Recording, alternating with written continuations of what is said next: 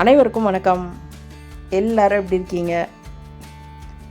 இன்றைக்கி நம்ம மாடி தோட்டத்தில் என்ன அறுவடைன்னு பார்த்திங்கன்னா, சிறுகீரை. கீரையை அறுத்து நம்ம கூட்டு வச்சுக்கலாம். ஸோ கீரை வேரோடு பிடுங்கிடாமல் நம்ம அறுத்து எடுத்துக்கிட்டோம் அப்படின்னா 2-3 தடவை திரும்ப அது துளுத்து வரும்.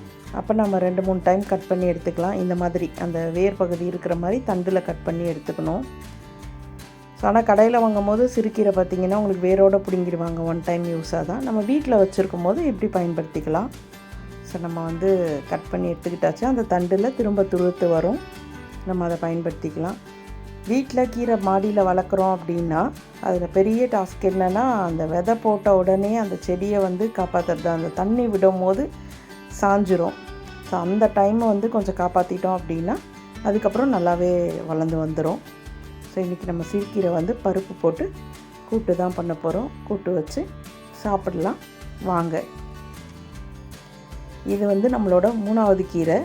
ஏன்னா நான் ஏற்கனவே முள்ளங்கி கீரையை பற்றி சொல்லியிருந்தேன், அடுத்து மணத்தக்காளி கீரையை பற்றி சொல்லியிருந்தேன். இப்போ இருக்கிறது சிறுகீரை. அடுத்து இன்னொரு கீரை இருக்குது. நம்ம அதை அடுத்த வீடியோவில் பார்க்கலாம். ஸோ நம்ம வீட்டு தோட்டத்தில் போடுறோம் அப்படின்னும் போது நமக்கு டெய்லியும் ஒரு கீரை இருந்துகிட்ருக்கு. அது ஒரு மருந்து இல்லாத இயற்கையாக விளைஞ்ச கீரை அப்படின்ற ஒரு சந்தோஷம் நமக்கு இருக்குது. நன்றி. நலம் பெறுக, வளம் பெறுக.